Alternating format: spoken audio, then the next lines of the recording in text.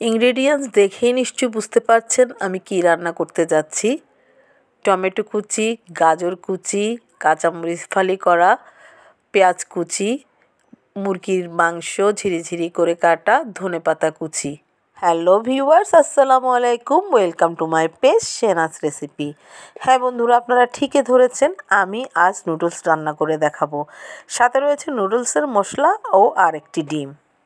আজ আমি এখানে ম্যাগি নুডলস রান্না করে দেখাবো। তার জন্য আমি এখানে 10 প্যাকেট ম্যাগি নুডলস নিয়েছি। প্রথমে নুডলসগুলোকে আমি সিদ্ধ করে নেব। তার জন্য চুলাতে একটি কড়াইতে আমি পানি দিয়ে দেব। পানিটা যখন ফুটে আসবে তখন আমি নুডলসগুলো দিয়ে দেব সিদ্ধ হওয়ার জন্য। নুডলসগুলোকে আমি আগে একটু ভেঙে নিয়েছি। বেশি লম্বা নুডলস আমি একটু কম পছন্দ করি, তাই আমি এগুলো ভেঙে দিয়েছি। আর প্যাঁচগুলো খুলে দেওয়ার জন্য আমি কিছুক্ষণ নেড়ে চেড়ে দেবো। আমার নুডলসটা সিদ্ধ হয়ে গিয়েছে। এখন আমি নুডলসটাকে পানি দিয়ে একটু ধুয়ে নেব।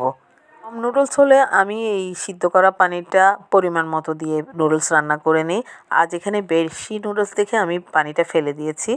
তো একটি ফ্রাই প্যানে তেল দিয়ে দেব, পরিমাণ মতো তেল দিয়ে দেব।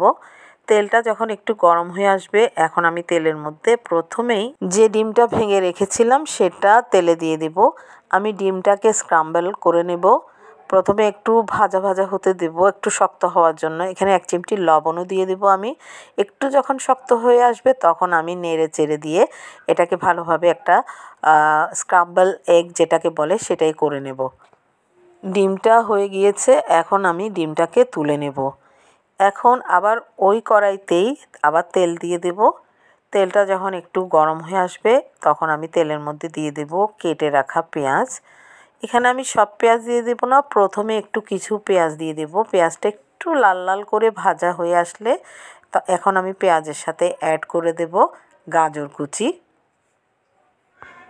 এখানে ক্রমান্বয়ে একে একে সব সবজি দিয়ে দেব, তবে গাজরটা তো একটু শক্ত, তাই গাজরটা দিয়ে কিছুক্ষণ নাড়াচাড়া করে একটু সিদ্ধ হওয়ার জন্য অপেক্ষা করব।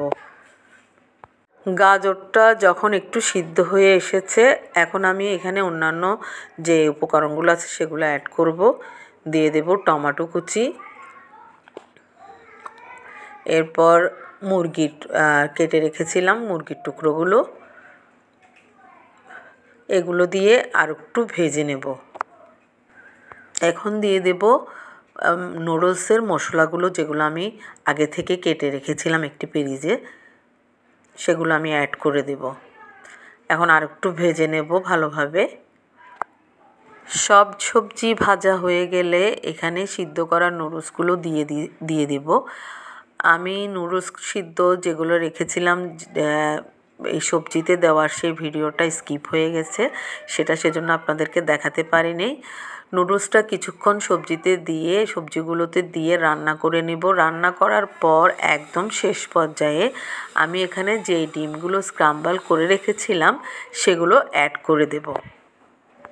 এরপর সবশেষে দিয়ে দেব পেঁয়াজ কুচি আর ধনেপাতা কুচি। এগুলো একটু একটু কাঁচা কাঁচা থাকবে, খেতে খুব ভালো লাগবে। এরপর কিছুক্ষণ নেড়ে চেড়ে নুডলসটা নামিয়ে নেব। নুডলস একদম রেডি। নুডলসের রেসিপিটা অনেক পুরানো হলেও কিন্তু আমাদের কাছে নুডলস সবসময়ই ফেভারিট। নুডলস চীনাদের এমন একটা আবিষ্কার, প্রতিদিন খেলেও নুডলসের প্রতি অরুচি আসে না। তো বন্ধুরা, কেমন লাগলো আমার আজকের ভিডিওটি? যারা ইউটিউব চ্যানেল থেকে দেখছেন তারা লাইক, শেয়ার এবং সাবস্ক্রাইব করে দেবেন।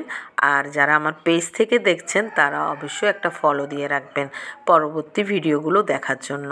সবাই ভালো থাকবেন। আল্লাহ হাফেজ।